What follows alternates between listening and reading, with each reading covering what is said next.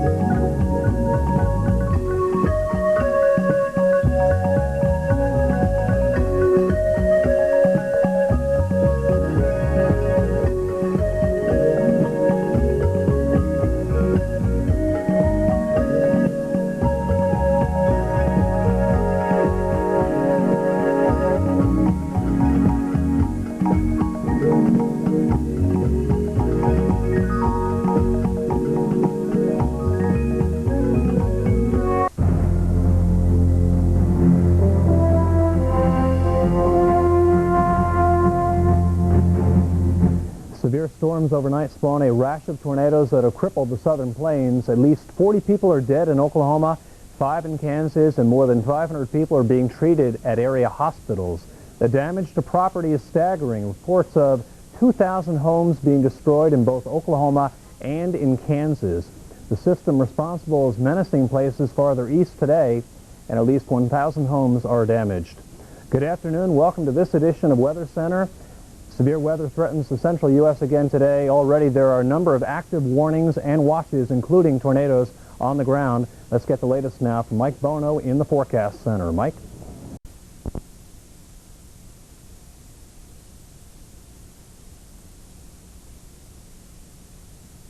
On the Weather Channel.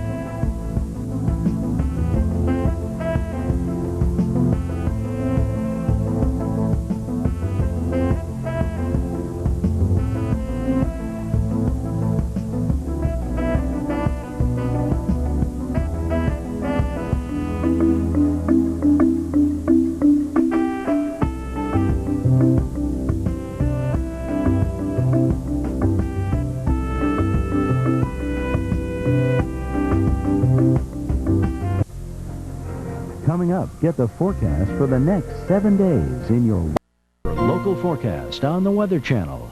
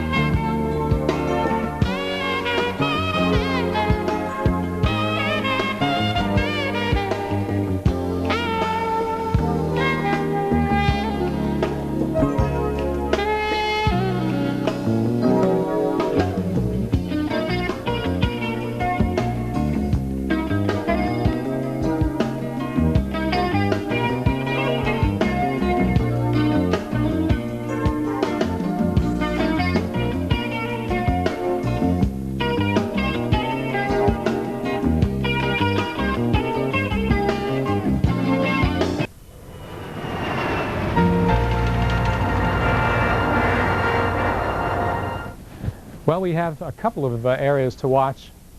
One of them on the East Coast and another one in the high plains and parts of the Rockies. Watch for severe weather, we mean. Upstate New York, parts of New England, and down on into the Middle Atlantic region. Even Florida with some special marine warnings now on the Gulf Coast. We're looking at Colorado, New Mexico, West Texas through midnight.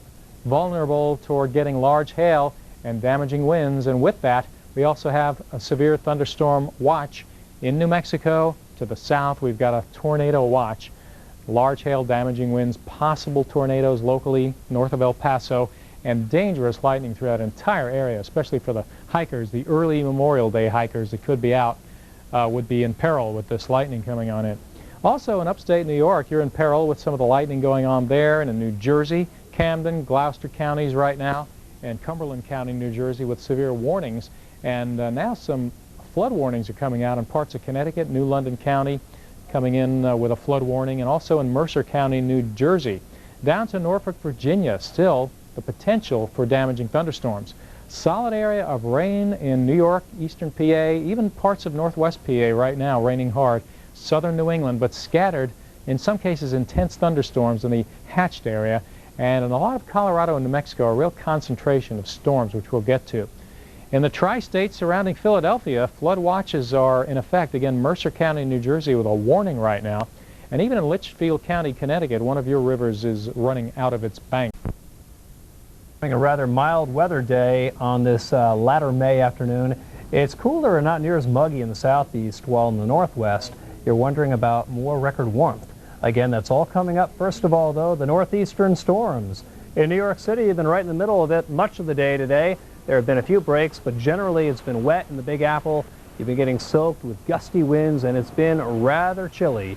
In Philadelphia, the historic Independence Hall draped in fog and periodically very heavy rainfall. It looks like the heaviest of rain, though, is now east of town, but heading upriver up towards Trenton and Willingboro. Still watch out on, say, 295 and the New Jersey Turnpike. Our severe weather specialist, Dr. John Scala, helping us track this round of bad weather. He is at his desk now with the latest. John? Okay, Bill, thanks a lot. Well, we continue to watch a cold front which is surging east, and as it does so, it is prompting warnings to be issued near Binghamton, New York, then down towards through central New Jersey, and eventually down towards the Norfolk area and eastern portions of North Carolina. Let's start with a large-scale perspective here showing you the radar from the northeast, and the cold front that I mentioned is actually now east of Syracuse, just east of Binghamton, and runs down roughly through portions, it's east of Philadelphia now, near Trenton, and then curves back down east of Richmond. And it's this area out in here ahead of it where we have dew points still in the 60s, and that actually includes portions of Connecticut and Rhode Island where we've had excessive rainfall this afternoon. So there are flash flood watches and warnings out for portions of the northeast as well. Let me show you what's happening in the Philadelphia area first. This is our close-up radar view. Here's the Philadelphia metro area and the Jersey Turnpike running up this way. And the storms have cleared the area. They're actually in the Trenton vicinity and moving past Trenton and impinging upon Freehold and Lakehurst. And this activity is moving off to the northeast at about 35 miles per hour. It will clear the coastal sections of New Jersey here before too long, within the next 45 minutes or so. This is the Fort Dix Doppler site located in central New Jersey, right about here. Philadelphia is located right here. Newark, New Jersey, right up in here. And you can see this line of activity is moving rather rapidly off to the northeast. And from the Doppler perspective here, we're looking at rainfall intensity. And what we're seeing is on the Weather Channel.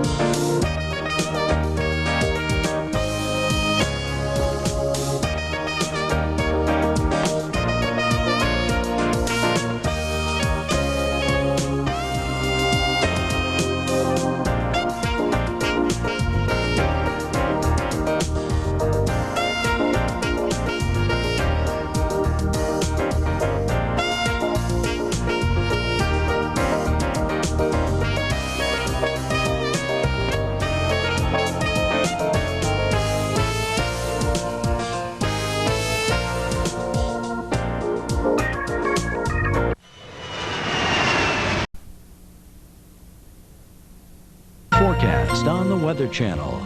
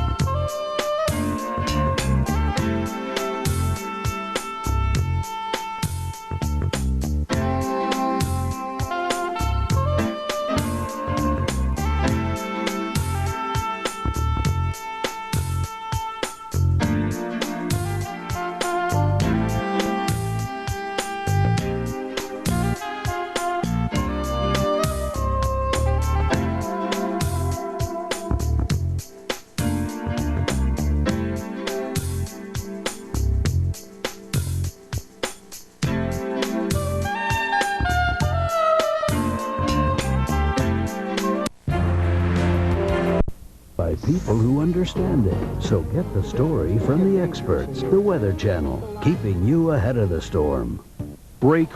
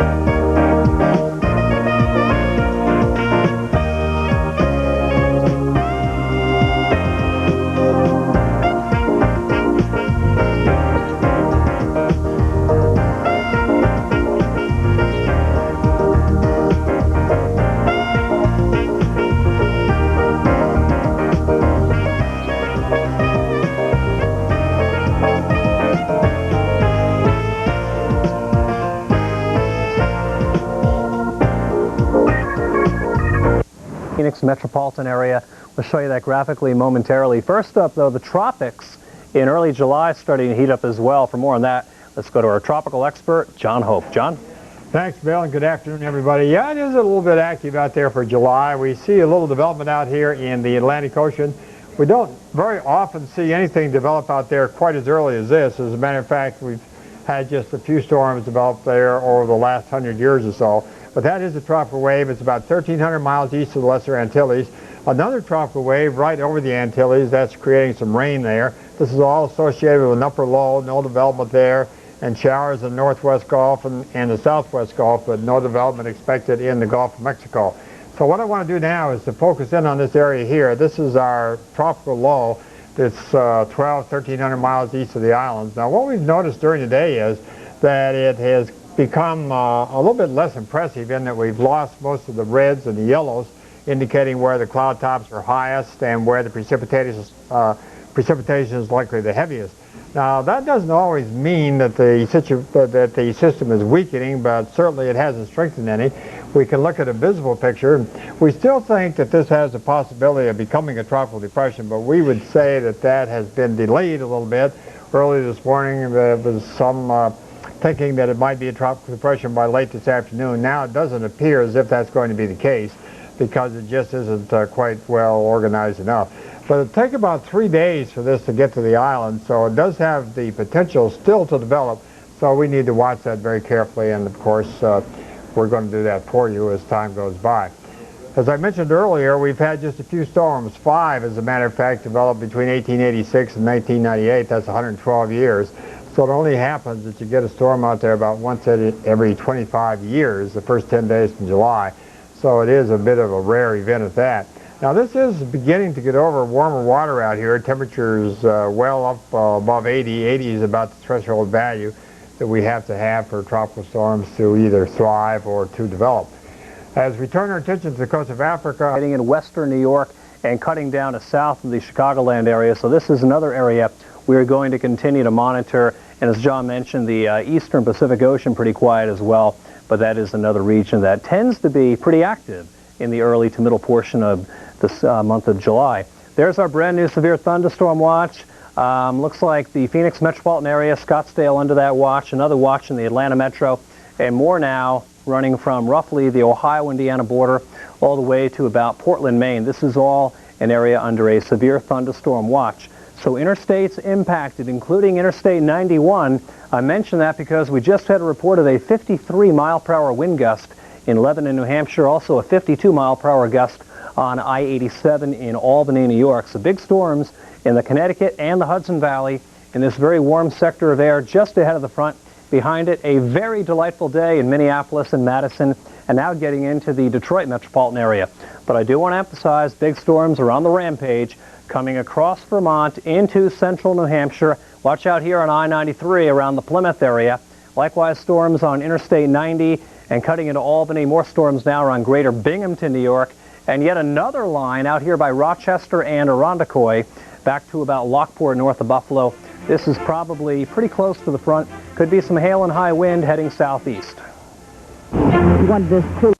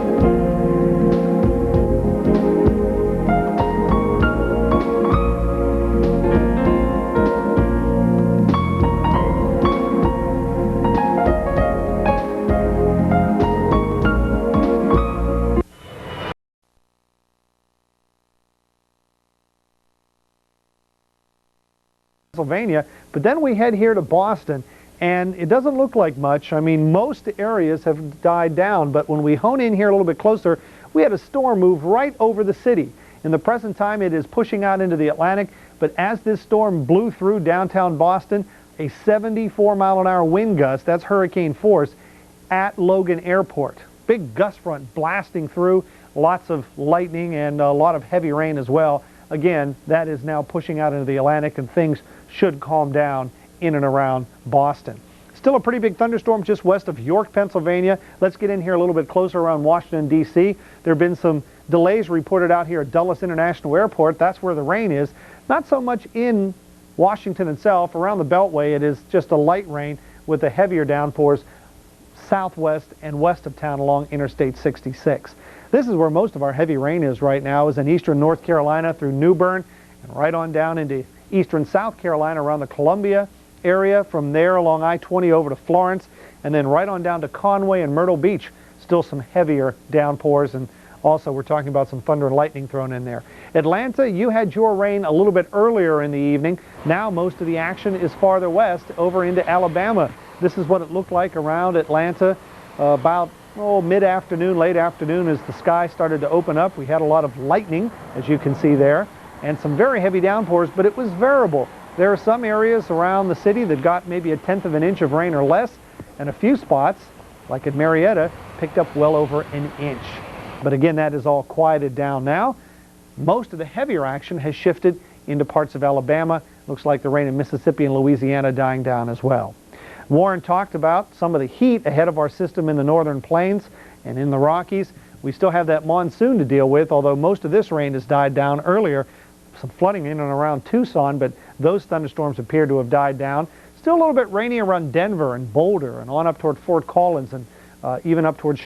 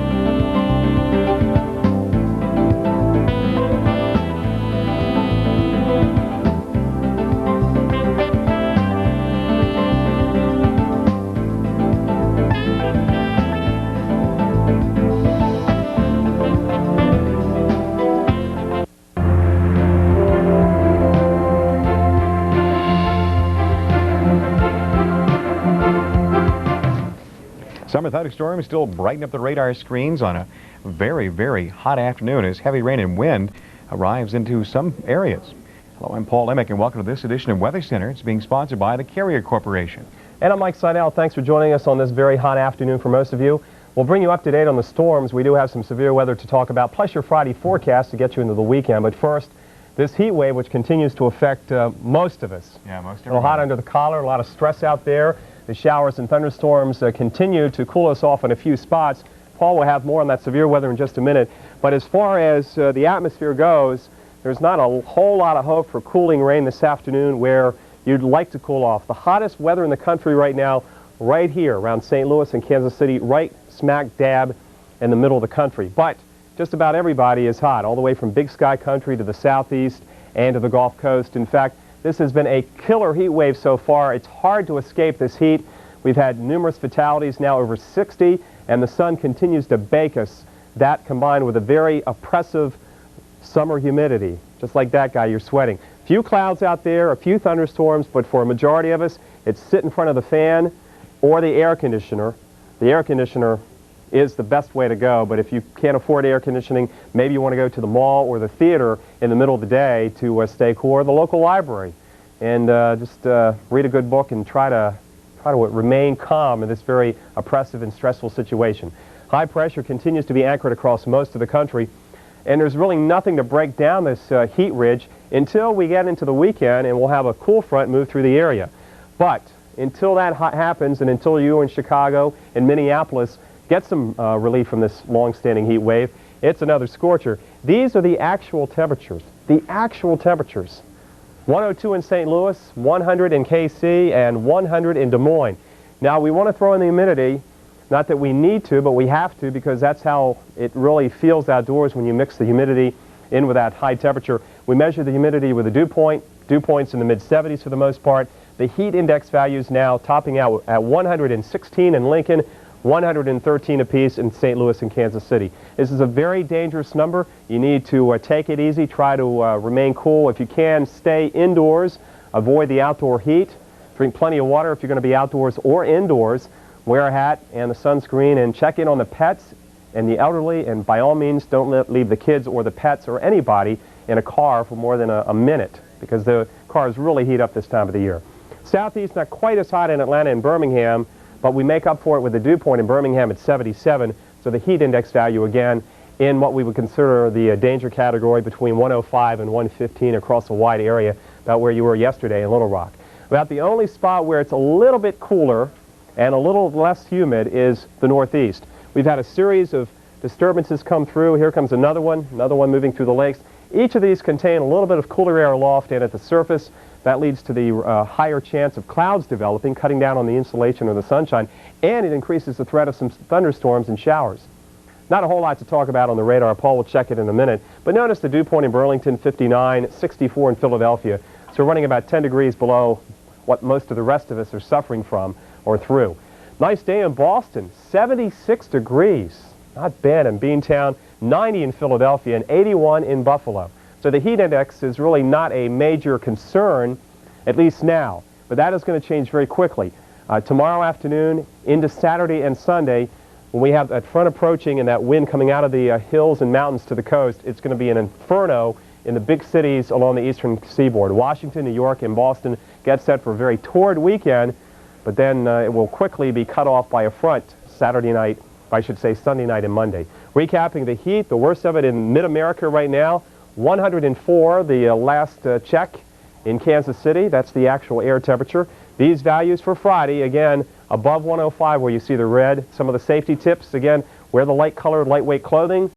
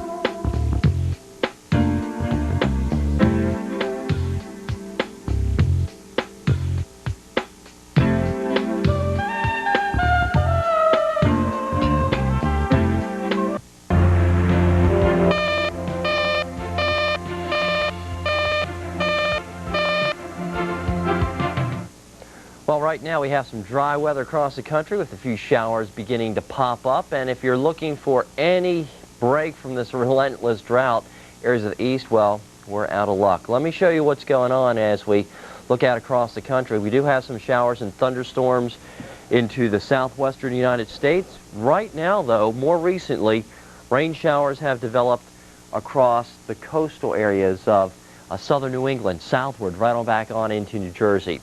As we check the closer view of what's happening in the northeast, we do have a low pressure center off of Long Island, but within the past half an hour, maybe a little bit longer, thunderstorms have been starting to pop across the mid-Atlantic. Satellite photographs showing areas farther to the south, and you can see some of the clouds building up across Pennsylvania, now New Jersey. They have formed into thunderstorms. Very welcome rain coming on in. A little bit of rain also heading out across northern Virginia.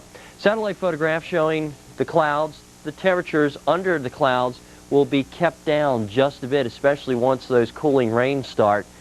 Up leading to that point, though, it's still sort of warm out there, up around 90 in D.C., 87 in Philadelphia, with the dew point of 65. Now, that dew point, again, that is the measurement of the humidity in the atmosphere. So there's not too much moisture out there, enough for some scattered thunderstorms to develop.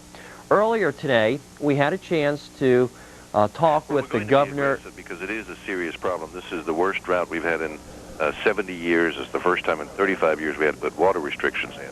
However, we believe that 99% or more of the people will voluntarily do exactly as we're asking, simply because they follow the law. But more importantly, they can just look around and they see the Potomac River running at less than 50% of capacity. They see the reservoirs clearly, visibly draining. And so with that, we believe that they will simply follow the law now. Again, that was the governor of Maryland we had a chance to talk with earlier today, just telling us about the condition around parts of Maryland. It has been dry. One shower, thunderstorm south of D.C. It's north of Fredericksburg, by the way. Looks like it's heading right over to around Quantico, and that's continuing to make its way off to the east. Overall, not enough to really quell this drought whatsoever. Some of the scenes out of D.C., well, we can show you some pictures and show you what was going on today. Here are the sights of Washington, where temperatures today hovering up around 90 degrees. A little bit cooler this morning, where it was less humid. Many people took advantage of the pleasant morning by jogging and doing other outdoor activities. Right now, we don't see any significant rain. Again, we saw a few thunderstorms south of D.C. around the capital. Looking northward, thunderstorms, though, around New York City starting to build on up. Southern New England, some thunderstorms. Here's our satellite photograph. You can see storms actually crossing Boston at the present time. Other thunderstorms all the way up across the Taconics and right on back into northern New Jersey out to around Hunterdon County, where you're under a warning in the eastern part of the county.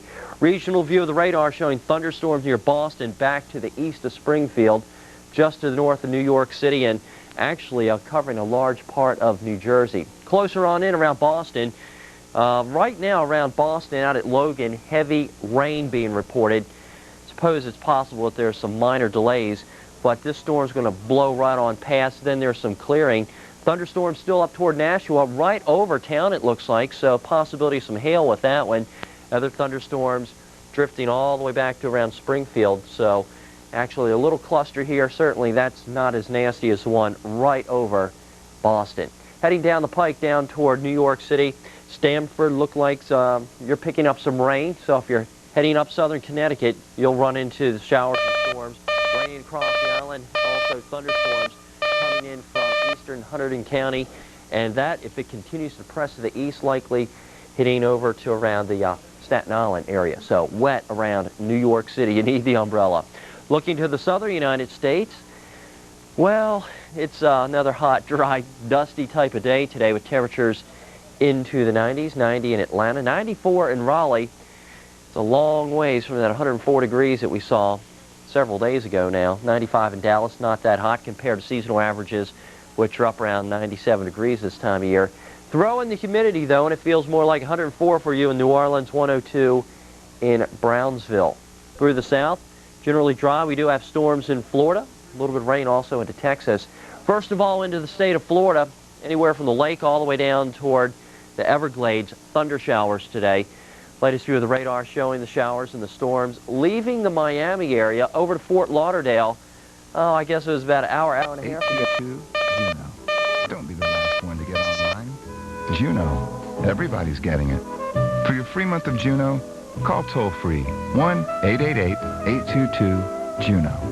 With 10-10-220, you can call around the world at remarkably low rates. Call anywhere in the U.S. and it's only 99 cents for all calls up to 20 minutes. Canada, too. But I said the world, didn't I? Call your aunt in Greece. A friend in Italy. With 10-10-220, call most of Europe, and it's only $1.99 for all calls up to 10 minutes and just 19 cents a minute after that. Call family in Mexico, and it's only $2.99 for all calls up to 10 minutes and 29 cents a minute after that. 10-10-220. It's much bigger than you thought. Now, your local forecast on the Weather Channel.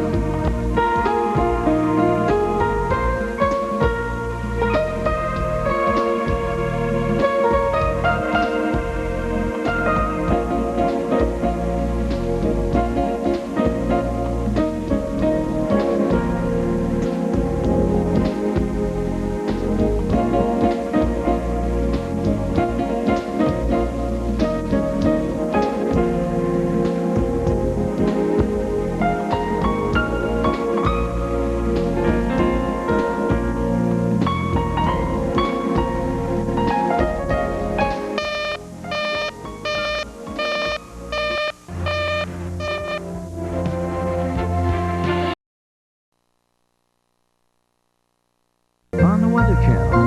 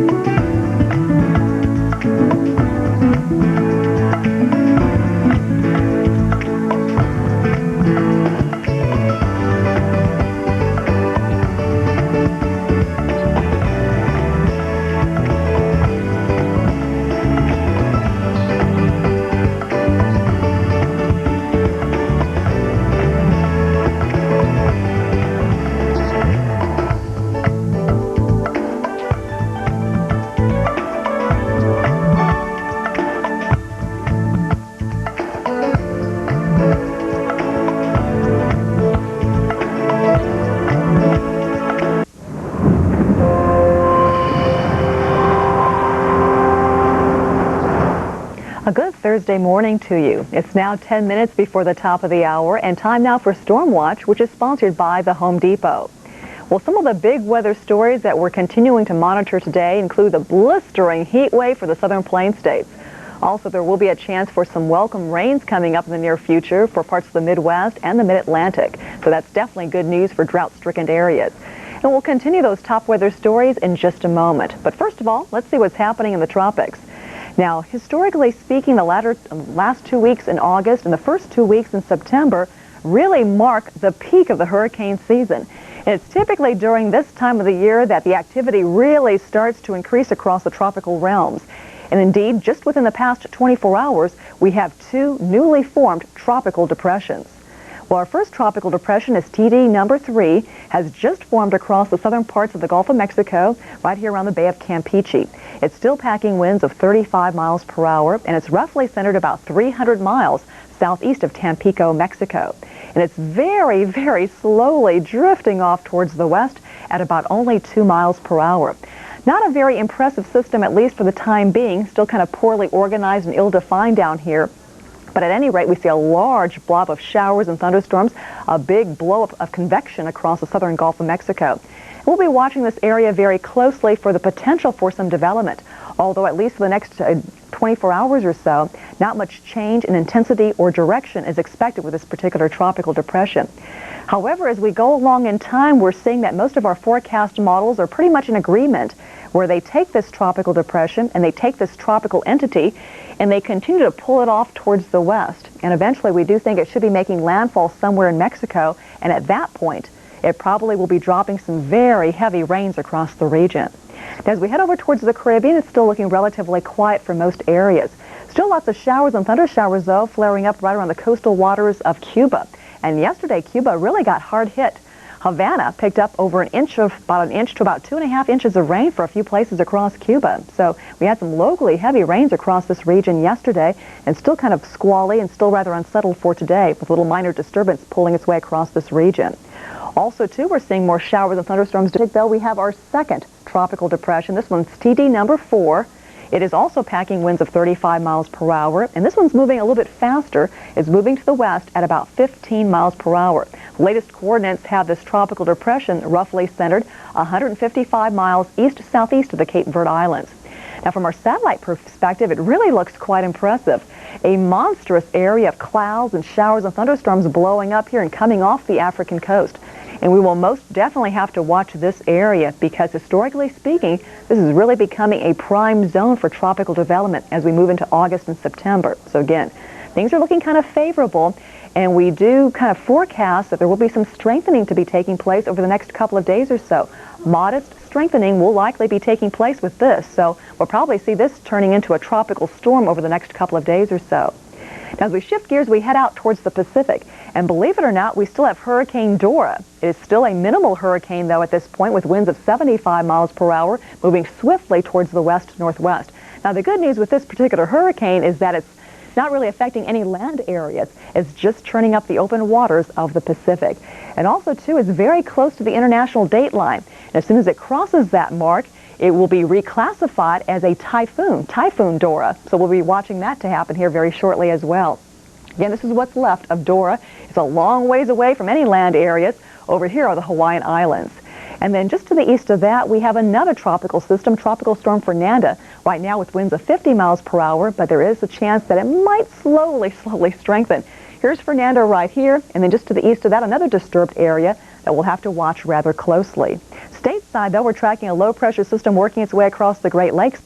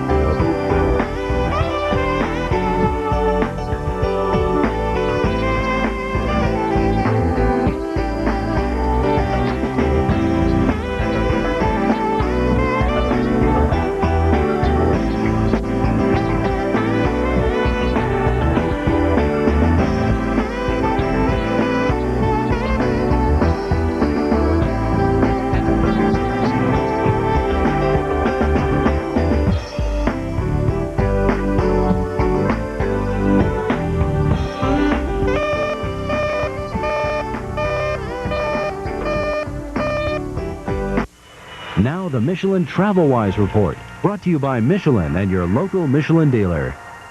And here we go as we look into the eastern Corn Belt and also across parts of the southeast, some active thunderstorms today. We even have a weather watch encompassing eastern North Carolina, back down through eastern Georgia, including Augusta. And you can see these thunderstorms as they continue to pulse up and just produce some very, very heavy rainfall and some gusty winds in areas across southern Georgia and the Carolinas. Not much for north central Georgia, at least yet. Tomorrow may be your day, folks, as the cold front comes down. Right now, most of the converging air is well off to the south and east. And look at this, real interesting situation today. We had this thunderstorm cluster earlier on, kind of set back this outflow boundary, and I guess eventually that kind of turned into the sea breeze, but that has allowed the storms to develop inland today. So in Myrtle Beach and at least Wilmington for now, you're doing pretty good, even though some of these storms have propagated over toward the beach. But look at the shadow on this one cell right here. You can see the overshooting top right there. That is a huge thunderstorm there in Horry County, and that's why you have a severe thunderstorm warning.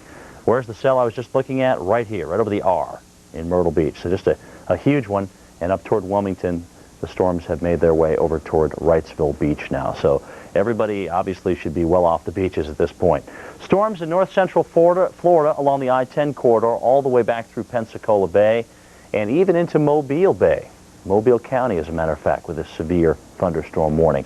Notice the rainfall, steadier rain across southeastern Georgia.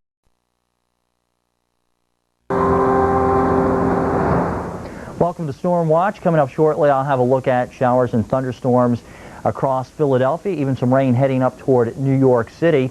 Right now, though, we do have a developing tropical storm in the southwest Gulf of Mexico. Our hurricane expert, John Hope, is here to tell us all about the tropics.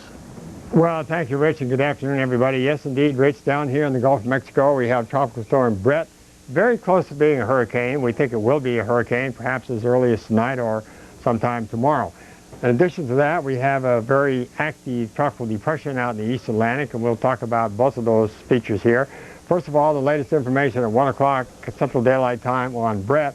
At that time, it was centered in 21-1, 94-4. That's 235 miles to the east-southeast of Tampico, Mexico. Winds 65 miles an hour, 10 miles an hour short of hurricane strength, and moving just about straight toward the north at about 6 miles per hour. And the pressure is measured by reconnaissance aircraft now down to 992 millibars. We do have out some tropical storm warnings, and they extend from La Pesca, Mexico, down to Veracruz. And for that same area, we have a hurricane watch from La Pesca, again, down to Veracruz, Mexico.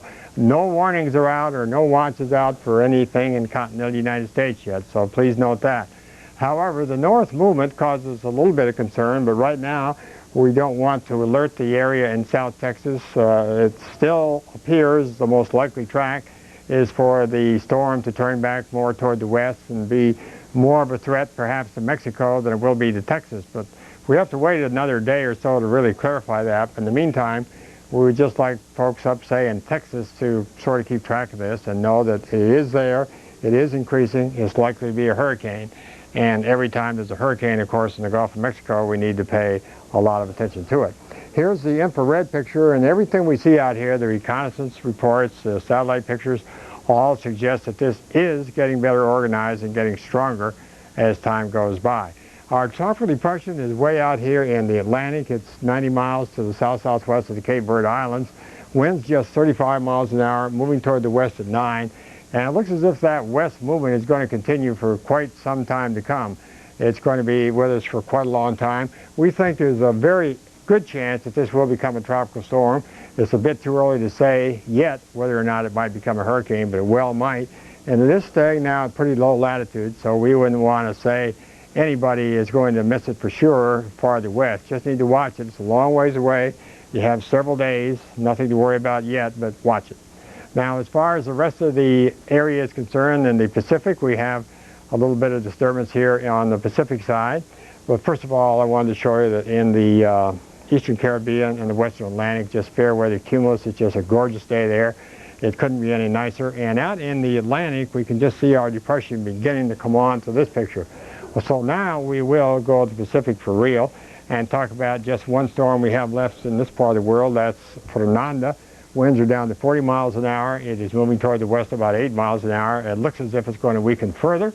As we look at the satellite picture, it does seem to be weakening, and we don't think this is going to be anything that we need to be concerned about at all.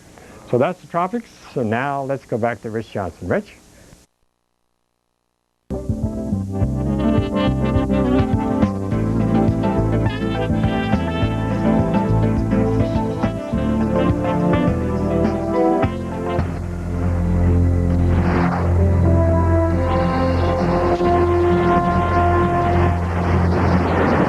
I'm Kristen Dodd, live in South Padre Island, Texas. Evacuations are underway in anticipation of Hurricane Bret. We'll show you how those are going.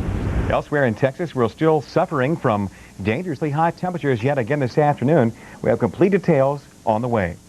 Good afternoon and welcome to Weather Center, being sponsored by Oldsmobile. I'm Paul Emmick. And I'm Rich Johnson. First, we want to tell you the latest about Hurricane Bret. Here's our tropical weather expert, Dr. Steve Lyons. Well, thanks, Rich, and we've been monitoring very carefully the hurricane out there, and we have the latest coordinates from the National Hurricane Center as of 1 p.m. Central Daylight Time. It's about 340 miles southeast of Brownsville, Texas here. You can see Brownsville's roughly there. It's moving to the north-northwest at 8, and on the satellite imagery, we have seen a little more northward track over the last 6 hours, so we'll see what the Hurricane Center has for us in another half hour or so. At the top of the hour, you can watch a tropical update at 50 till. Hopefully we'll have it then. Pressure's 978 millibars. The winds are 95 miles per hour, which is right on the border of a Category 2 hurricane. Now we have hurricane warnings up from Baffin Bay, Texas, down to La Pesca, Mexico. And we may see some tropical storm warnings come up the coast here, and also the hurricane warnings sneak up the coast of Texas here at 5 p.m. So those of you who are in central Texas and north Texas, you need to be watching very carefully what happens to this hurricane in the next 12 to 24 hours. Now here's the latest picture of what it looks like on the visible satellite imagery. You can see here's Brownsville, Texas right here, and it's moving, as best we can tell, at least in the very short term, almost due north. Now, that's a very short-term track, and we do expect it to take a more northwestward track over the next 24 hours or so and slow down a little bit. But even so, it's getting very, very far north already, and it's going to have to take a very sharp turn to miss the South Texas coast here. Now, the other thing, too, is it's producing a lot of big surf here, and that surf is going to affect the central and north Texas coast as well. So we need to be very careful with that. It's not only to whether or not it landfalls, but whether or not you're going to be affected by the surf. And here's our potential impacts here. Wind, right now, we expect to be medium impact with the anticipation it could become a Category 3 at landfall. Rainfall could be very large because the system is not moving that fast. Waves very large as well along the coast. And right now, surge does not appear to be a big problem along the South Texas coast because the surge area is that's not a conducive area for surge. You can see for a slow mover here, we could have 10 to 15 inches of rain, no problem along the coast. So be very, very careful. And remember, most people die from rain, not wind. Now back to the studio. You're already seeing some effects of Hurricane Bret on South Padre Island, Texas, and voluntary evacuations are underway. Our Kristen Dodd is there. Kristen, what's the latest? Well, the latest is we're seeing movement from the Coast Guard. Right now, we do have a Coast Guard helicopter that is surveying the surf, more than likely checking out for still people who are out there swimming, possible people in trouble, surveying the beach. We also have a Coast Guard cutter that has just left the jetties here. A couple of scenarios that would be possible with this. They're out there just checking for distressed boats. Generally before a hurricane, we've had reports that the Coast Guard will go out and make a check, secure their boats, and then wait for the storm to be over before they head back to help with any possible cleanup and rescue after the storm is past. Earlier today, we saw some strong thunderstorms and some heavy rain, but we also saw this, a waterspout that dropped out of the very tropical-looking clouds out over the bay here. And this is a bay that is between South Padre Island and the inland areas, but no reports of any damage. It's pretty typical to see these waterspouts and tornadoes form when a hurricane does approach land. So more than likely, if Hurricane Bret does take the forecasted track, we could be seeing more of that type of thing in the next 24, 36 hours. Definitely not out of the question.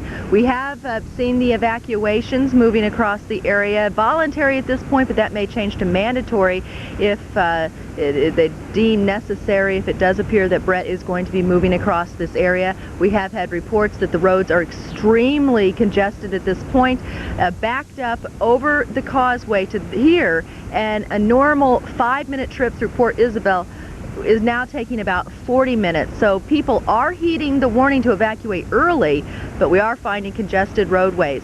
We've also had reports that a lot of the food is disappearing from the grocery stores here on the island, another sign that people are getting prepared. So at least that is one positive sign that people are taking the precautions in case Hurricane Bret does come to South Padre Island. Back to you, Rich. All right, thanks, Kristen. Again, Kristen Dodd reporting from South Padre Island, Texas. Now, here's Paul Emmick. He's going to tell us what's going on in the Midwest and the Northeast. Well, the Northeast, we've been in need of rain, and the good thing is we're getting a little. Not a lot, but a few showers continue parts of upstate New York, also down East Maine, with a few sprinkles popping here and there. Close-up vantage point shows there's been a little rain around the city. Now maybe just a little bit of drizzle is our best hope throughout the night. Parts of Connecticut and western Mass, like around Westfield and Chicopee Falls, more rain continues. Expected to be pretty light, though. Most locations 1/10 to 1/2 of an inch, maybe just a little bit more along the coast, just a little more, not a lot.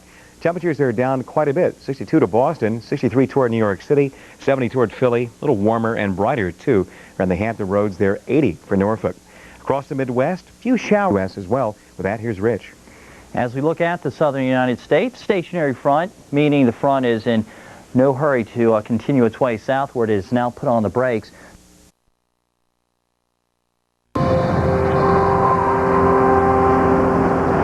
It is time for Storm Watch at the Weather Channel. There's a lot to talk about in the tropics. Two systems of great interest, other areas too of concern.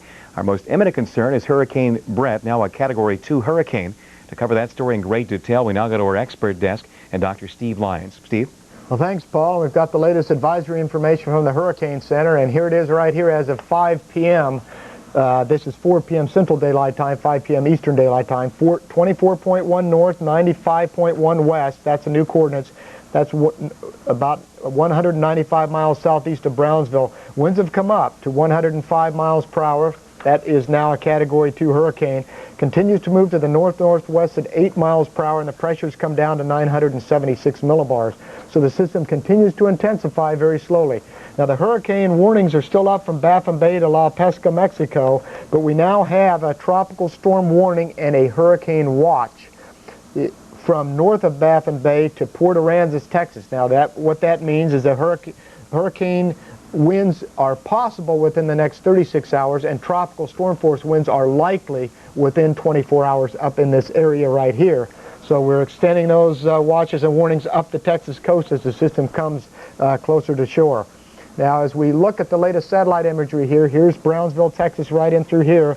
You can see the system still moving north, and the circulation continues to show a well-defined eye, a little less well-defined, but nevertheless, the overall banding features and structure of the hurricane indicate that it is definitely intensifying, and we continue to expect that to intensify to a major hurricane over the next 24 to 36 hours before it makes landfall. It's forecast to come up here to the northwest and then take a little more westward track as an upper ridge builds to the north of it. But keep in mind, it's already fairly close to Brownsville here, so those of you in central Texas, remember you're under a hurricane watch now, so you should be prepared. Make sure you've got all of your information ready to go, all your hurricane preparedness information ready, just in case it tends to take a turn, or it stays on a more northerly track rather than a westerly track. Right now we're still anticipating that westward turn more toward the Brownsville area or North Mexico coast, but we'll have to see whether or not that actually happens over the next 36 hours.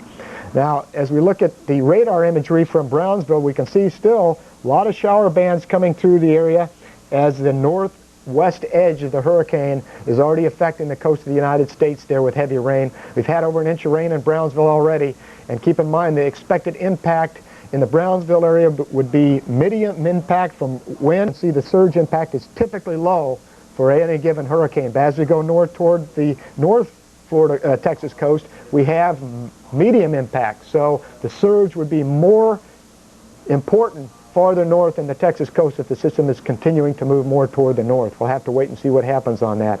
Of course, the overall structure of the hurricane, very large area of cold cloud tops, not moving all that fast, conducive to very heavy rainfall on the order of 8 to 12 inches, maybe even higher than that if the system slows down. So potential for flash flooding is definitely a potential overall.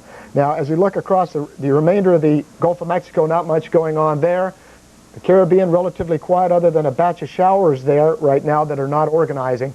But the other stories are Tropical Storm Cindy, way out in the eastern Atlantic. Right now it's up to 70 miles per hour. It was 65, so it's come up a little bit, still moving west at 12, pressure 990. So this is forecast to become a hurricane and take a west-northwest track through time. It's still about 4 or 5 days away from the Windward Islands, so we have a lot of time to go. Well, that's it for the tropics this hour. Let's get back to the studio. All right, thanks a lot, Steve. Showers of dangerous Hurricane Bret, and now we have 140-mile-an-hour winds on that hurricane moving through the Gulf of Mexico. Now we're looking at a very serious situation. We're going to take a look at a different satellite photograph right now and tell you where it's located, just off the Texas Gulf Coast. Let's take a look at that particular picture, and we'll notice that things are moving off to the northwest at 10 miles an hour. The latest information on Bret has it 110 miles due east of Brownsville, Texas, and it's moving toward the northwest at just 10 miles per hour. Now, maximum sustained winds have been clocked at 140 miles an hour. Actually, they've been measured stronger than that by aircraft reconnaissance planes that measured winds well over 150 miles an hour in the last 3 to 4 hours, based on drop zones that they drop into the eye of the storm and around the periphery of the storm. But this is a very dangerous hurricane. Hurricane warnings are up from La Pesca, Mexico, all the way up to Port O'Connor in Texas. And also we have hurricane watches all the way up to Freeport, Texas. So we've got a storm with tremendous potential here. Let's go to the other source right now, and we'll notice Hurricane Bret, once again, located west, just east of Brownsville, Texas, over the Gulf of Mexico. That's as 4 a.m. Central Daylight Time. Now, the central pressure, as located just in the last hour by reconnaissance aircraft, is at its lowest point so far in the history of the storm, 948 millibars, so it's very intense. Once again, the look at the hurricane warnings from La Pesca to Port O'Connor and up to Freeport, Texas. Now, in this area where we have hurricane watches, which could be elevated to warnings, let's keep posted on this, we also have tropical storm warnings. So if the storm should nudge a little further to the north, you may be in for worsening conditions. But anywhere along the Texas Gulf Coast should be glued to the Weather Channel and to warnings and advisories on this storm, because we're looking at a very dangerous situation. This storm watch, by the way, is sponsored by Touchstone Energy. There it is, the color version with the red and the orange surrounding the eye of the storm, the highest, coldest cloud tops. This is a very healthy signature of a hurricane, and you can see the general trend that the eye is taking. So this part of the Texas Gulf Coast, the lower Gulf Coast, the coastal bend, if you will, seems to be right on target for the worst of the storm to move in. Now, hurricane force winds are located within about 35 miles from the center, right about here, the sustained hurricane winds, and then they go up to 120, 130, 140 miles an hour sustained in banding like this right around the eye wall. But any one of these bands further away could have gusts close to hurricane force and maybe over hurricane force when you get closer to the center. In fact, some of these squalls coming into the barrier islands now and on into Padre Island and even inland a little bit could have 50-mile-an-hour wind gusts with them. So a very impressive radar right now on the Texas Gulf Coast. High impact all the way across the board. This is a Category 4 storm on the Saffir-Simpson scale, most intense storm since Opal back in 1995. Deadly flooding is possible. The rain, 10 to 15 inches, is expected, maybe locally higher, especially if it slows down. The storm surge is the anomaly above high tide. How high above normal tide levels it'll be. 10 to 15 feet expected right now at the maximum impact point, and mountainous waves pounding and destroying structures along the coast on top of that storm surge. The threat of drowning is very high from saltwater or even freshwater flooding. Very dangerous situation, so evacuation is advised. when the authorities suggest that. Late Sunday, early Monday is our best window right now, and in this semicircle, or this segment of a circle, the best bet right now for where the storm will make impact. Once again, a very intense hurricane. You've heard about Cindy, Hurricane Cindy out over the Atlantic Ocean, not to mention another cluster of disorganized convection northeast of the windwards, which we'll have to watch. But Cindy is now a 75-mile-an-hour hurricane, continues to move toward the west. We will be watching it for you here on the Weather Channel. Stay with us. Your local forecast is next, then more on Bret. On the Weather Channel.